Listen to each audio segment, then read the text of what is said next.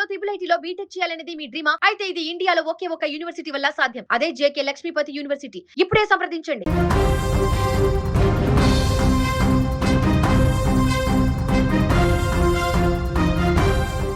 రెక్కాడితే గాని డొక్కాడని పేదరికం ఆ కుటుంబాలది. తాము పడిన కష్టాలు తమ పిల్లలు పడకూడదని, ఆ పసి ప్రాణాలు పెద్దయ్యాక తమను మహారాజులా చూసుకుంటారని ఆ తల్లిదండ్రులు ఆశపడ్డారు.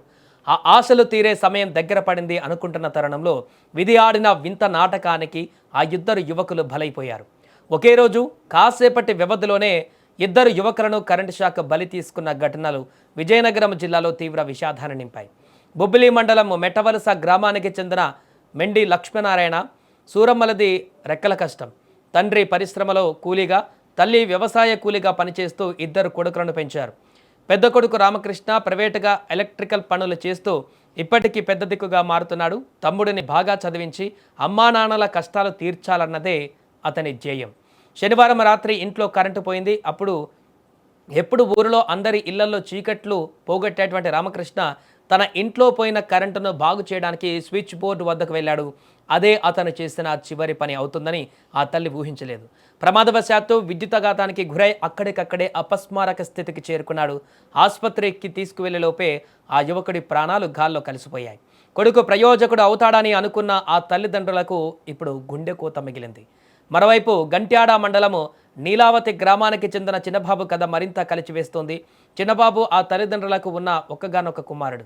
ఎంతో కష్టపడి బీటెక్ చదివించారు. ఎలాగైనా మంచి సాఫ్ట్వేర్ ఉద్యోగం సాధించి అమ్మా నాన్నలను, అక్కా చెల్లెలను బాగా చూసుకోవాలని కాకినాడలో కోచింగ్ తీసుకుంటున్నాడు. 2 రోజుల క్రితమే అమ్మా నాన్నలను చూసిపోదామని ఊరికి వచ్చాడు. శనివారం రాత్రి బంధువుల ఇంట్లో పడుకోవడానికి వెళ్ళి ఫ్యాన్ ప్లగ్ పెడుతుండగా కరెంట్ షాక్ కొట్టింది. ఆసుపత్రికి తరలించేసరికి ఆ నిండు ప్రాణం పోయింది. ఉద్యోగం తెచ్చుకొని మిమ్మల్ని బాగా చూసుకుంటానమ్మా అని చెప్పిన కొడుకు ఇలా విగతజీవిగా పడి ఉండడాన్ని చూసి ఆ తల్లిదండ్రులు పడుతున్న రోదనలు స్థానికులను కన్నీరు పెట్టిస్తున్నాయి. ఏదేమైనా అరచేతిలో ప్రాణాలు పెట్టుకొని పిల్లల భవిష్యత్తు కోసం అహర్నిశలు శ్రమించిన తల్లిదండ్రుల కలలు కరెంటు షాక్ రూపంలో బూడిద పాలయ్యాయి. ఒకరు చేతికి వచ్చిన కొడుకు, మరొకరు చదువుకున్న ఉద్యోగం సాధించవలసిన కొడుకు. ఈ ఇద్దరి మరణాలు ఆ కుటుంబాలలోనే కాదు జిల్లా వ్యాప్తంగా ఇప్పుడు తీవ్ర విషాదాన్ని మిగిల్చాయి. నా ఇంట్లోని బోర్డు సారు, అది ఫీజులు కొట్టాయి సారు, అది కరెంట్ పోయింది సారు. నా కొడుకు బోర్డు ఇప్పిదాడు, ఆడ పెగ్గ దూపేసరికి సారు, అది కొట్టిందో సారు, ఆడిలా పెడు పండు సారు. కొడుకు ఇంట్లో బడేయమన్నా కానీ సరికి నా నేర్చుకొని వెళ్ళేసరికి నా జనం అల్ల సారు.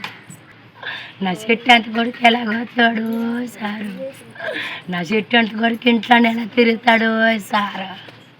నా కొడుకు తావనొత్తే సారు, నేను అరుగు మీద కూకొని సారు, నా కొడుకుని చూసుకొని ఉండోను సారు.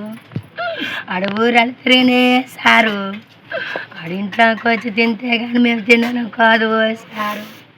ఆడింట్లో ద్వారా కానీ అదే పాలిటెక్నికల్ జాయిన్ చేసి కానీ అది 7 ఏళ్ళకే చేయలేక ఉండిపోయాడు. ఇంతకు పని అదే దీనికి దానికి అది ఈ పని ఉంటే పనికి లేకపోతే క్యాంప్ పనికి లేకపోతే ఇంకా అది లేకపోతే కలర్స్ పనికి అంటే మా అబ్బాయి అంటే ఎవరు వాళ్ళకి క్లోజ్గా ఎవరు ఉంటే వాళ్ళు పిలుస్తారు. వాళ్ళకి ఒక దంటిగా అంత కట్టింటాడు. మీ ఇంట్లోనే చెప్పాడు.